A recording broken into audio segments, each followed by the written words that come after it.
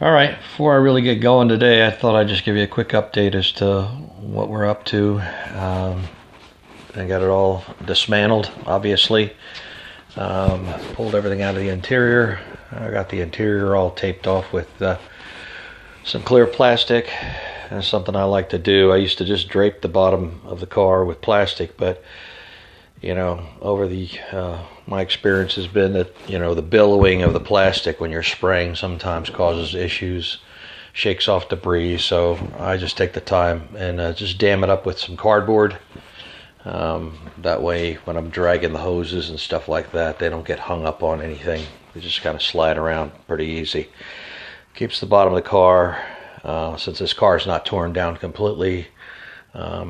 Keeps the underside of the car from getting too much debris and dust. It still gets in there no matter how good you tape it up, but same with the engine compartment. The engine compartment's completely taped up with plastic and then wrapped down, and then the hood's closed over top of that wrap. Again, there's always going to be some place where you get some infiltration and you're going to have to clean things up, but that's the best I can do under the circumstances. So some of the issues that I have, of course, is this section here where I had to cut this and pull this out and correct this quarter panel. Just been working on that area. Also been reconciling the these gaps here across the back side over here. Getting this panel to be planed off with the deck lid closed. Again, over here, just reconciling this surface here. This shape was different. And this is a whole lot deeper than the deck lid, so I had to build this up a little bit. Over here, there was a defect from the manufacturer in here that I'm working on. It's just like somebody hit it right in the body line, and there's a dent all the way up and down here. I've got to get behind the wheel opening, which I haven't started yet. Over here is probably my biggest task. Sometimes it's better to just put a new door skin on. This is probably, the door skins are the only two pieces of sheet metal left on this car from the original sheet metal, and they were repaired by the same guy who hung the sheet metal on the car, put the new roof skin and the quarters on, and we already went through what was an issue there. Well, this was pretty distorted down in this area. When I started to mud this up a little bit, I thought maybe that I could average it out a little bit, but no dice. So what I ended up having to do was, in this area here, breaking the Bondo back out, because it had quite a big bulge in the door. It was, I guess, mostly heat distortion, because it had been repaired on the bottom side here, also over here. But this doesn't matter so much because this is kind of dented in, so I can kind of average that out with a little bit of Bondo. Over here, though, we had a big, like a bubble, and it was down in this section also. So what I ended up having to do was, I don't know if you've ever seen these are heat shrinking discs, and all this is, the principle of this is a stainless disc that goes on like a grinder. And what this does is you lay this flat on the metal, and you basically build up a lot of friction until the metal gets hot, and then you force cool it down either with air or by applying some water, and you just have to work it around the area, and it basically will shrink the metal down a little bit. And so after a process of about an hour of just going back and forth, and of course the area always seems to get bigger than what you thought initially. I was using the straight edge across here to make sure that this is reasonably straight.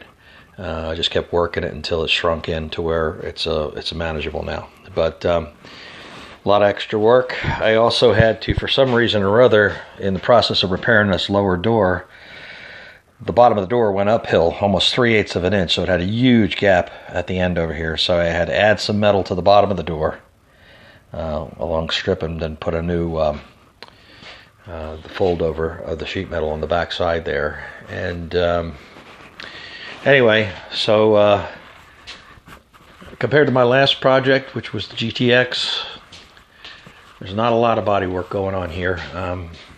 The GTX, and also my car, because on my car I did a lot of repairs. I kept the original quarters, and there was a lot of things going on there, and there was a lot of custom work, so there was a lot of body work.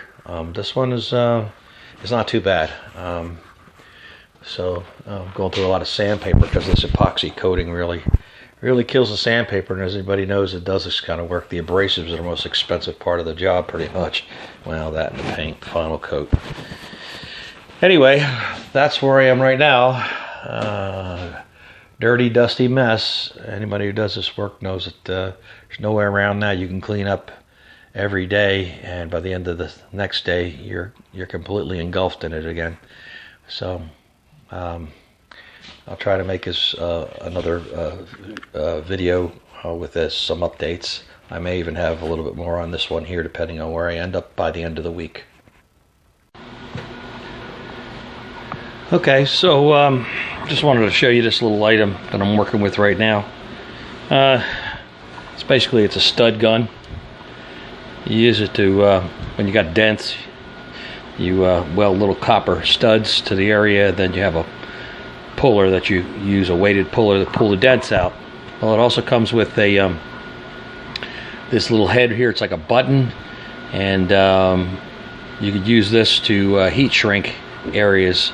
In other words, I have a situation here where this door, when it was repaired on the bottom side here, all the heat that went into repairing this and welding up this patch over here pulled a big bubble into this area right here. So now I need to flatten this bubble out so that I have a better transition, so I don't have a mile of Bondo on the edge of the door over here. So what I've got to do is I've got to flatten this panel out a little bit, or just get it to slightly reverse so that I don't have any high spots. And the way that I'm doing it is I'm using this. And basically, you go to where the area you want to address, you push in, pull the trigger, and it creates a little hot spot there that puts a little heat in the panel and it shrinks it down a little bit. Obviously, you can make a mess really quickly, so you got to be careful because you'll have a big wadded up nonsense mess. But you just take your time and take out the high spots one at a time, and then you flatten the panel out a little bit. So just thought I'd show you that. Pretty nifty little deal.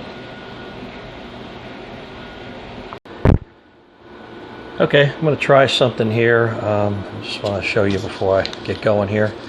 I've taken some packing tape, clear packing tape. I've just I put it on this piece of corner chrome, the trim, loosely, because this is really tough to take off if you press it down too far. You got to be able to take it back off. What I'm trying to do is I'm trying to get this inside corner to match a little bit better. Over here you can see there's a gap there. It's a little rustic looking. Well, I'm going to put some Bondo in there, and then I'm going to press this into this spot here to give me that shape. And this tape should act as a release agent and protect the chrome. And we'll see if it works out. Okay, so after a little bit of just a little bit of fine sanding here, you can see that corner's filled in nicely, and now it fits that trim piece a little bit better. Eliminates that gap at the bottom.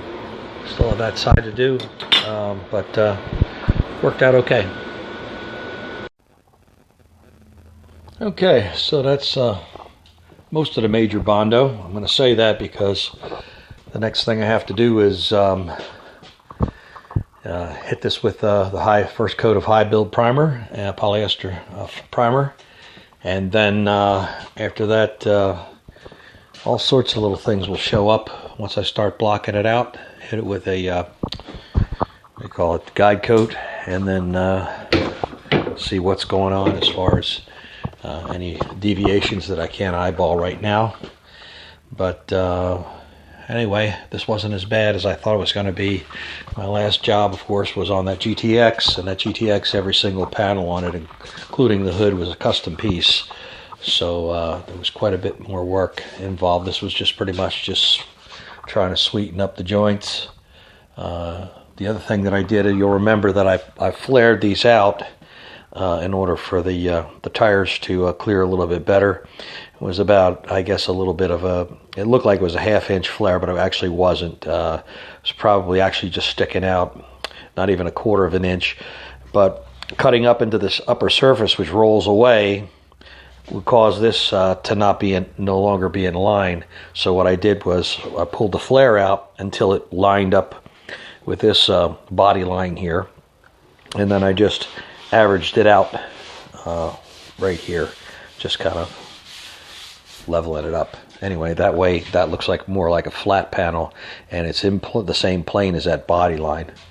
It's subtle, but I think it makes a difference. Anyway, like I said, it's mostly just trying to clean up these joints and make these caps a little bit more consistent, get the surfaces to plane out where they need to be. These quarter panels from AMD, again, thank goodness we got them to use, but with the dies that they use being you know, a little bit old and a little bit worn, these panels have a tendency to roll in at the door. So if you're trying to get this right just in the sheet metal, it's kind of hard without slicing this all and then moving the whole thing out, and it becomes a big mess. So anyway, that's what this is all about on both sides of the car, is just trying to get rid of that part of the panel that rolls in like that. And this door had some of the same issues there when it was repaired.